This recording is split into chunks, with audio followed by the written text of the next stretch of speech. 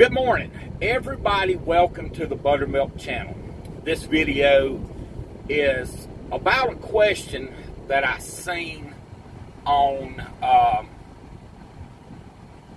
Facebook, the coach's Facebook page, Truckers Coach's Facebook page.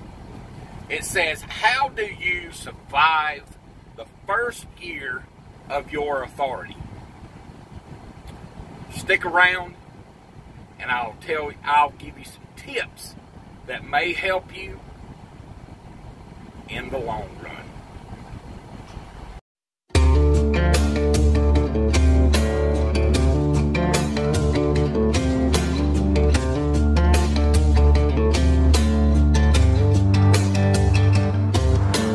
Well,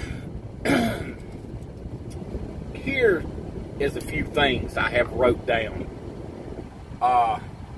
that you're going to experience in your first year as authority, run your own authority. One, you have to survive the DOT check.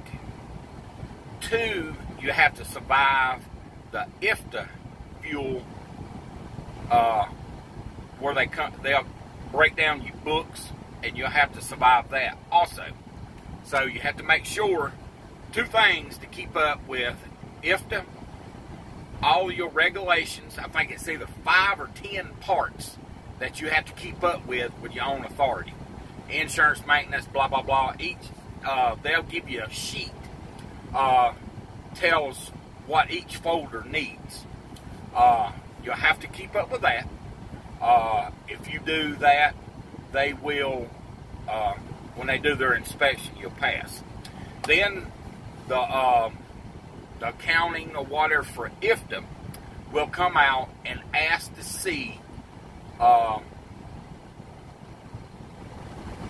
IFTA stuff. They do an audit. You got to survive that. They can do that whether the first year of authority or second year. Then you've got to survive paying that insurance.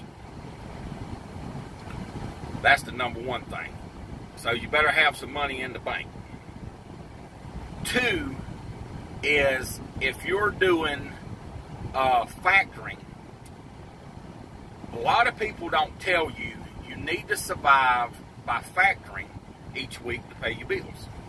Some companies are 15%, 10%, 3%, 2%. But what a lot of people don't tell you, you need to look for non-recourse. That means if,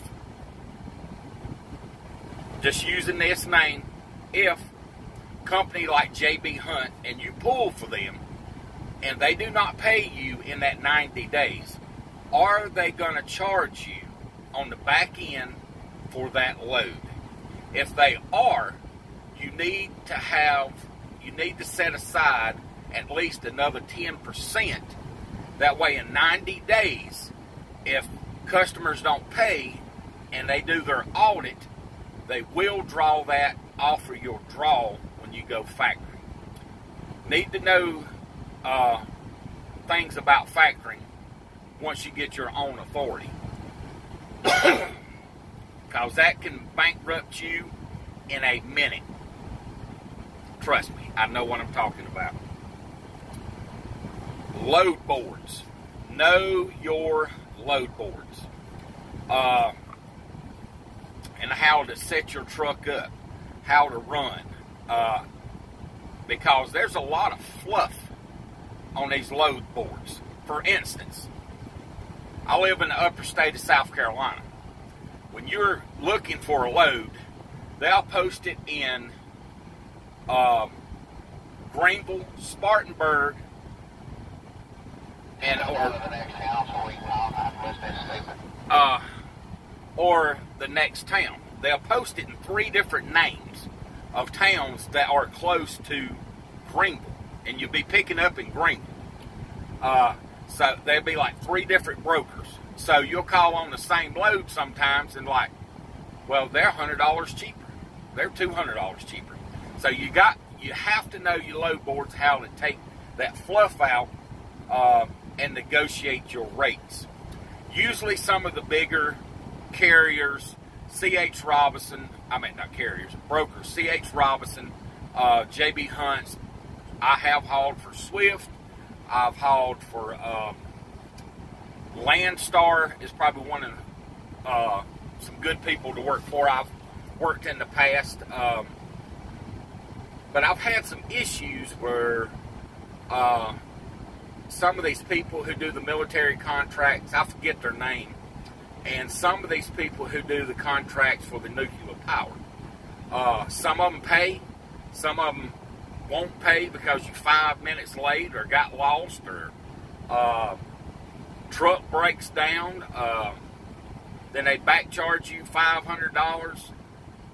Really know your contract when you're signing those agreements with these brokers.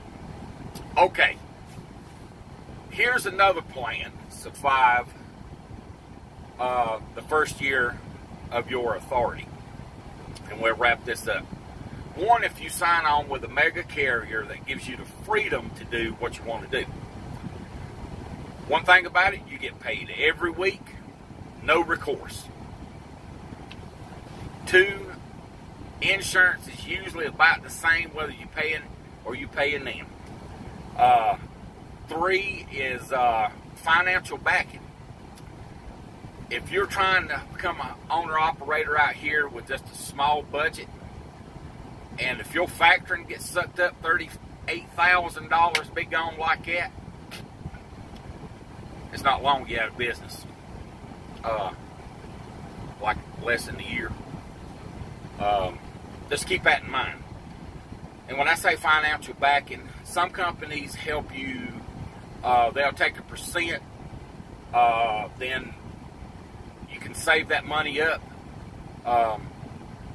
Then when you need it, it'll be there. You don't have to worry about the factoring company putting it in an account saying we're going to hold it for 90 days. And in 90 days, you blow 3 tires and oil change and everything else and $3,900 to get your truck fixed. At least there, they'll write the check. They'll take it out of your settlement. A little bit at a time, plus maintenance. That's why I'm calling financial backing. That can also make or break you too. Sometimes, if you don't have that financial backing, it's hard to come up with $25,000 in credit cards and all that stuff. So you might be an option you need to look at first year. Even though you have your own authority, you run under these people, but they do help you. And plus you get their fuel discount. I know Love's offers discounts if you factor with them. But I don't know about the recourse or anything. I never did a in-depth thing. Well, and discount, I think the Love's gives you discount on tires and whatever, maintenance and stuff. Same thing with a mega carrier. They may use Love's, TA, Petro, and they'll give you some discounts on fuel, stuff like that.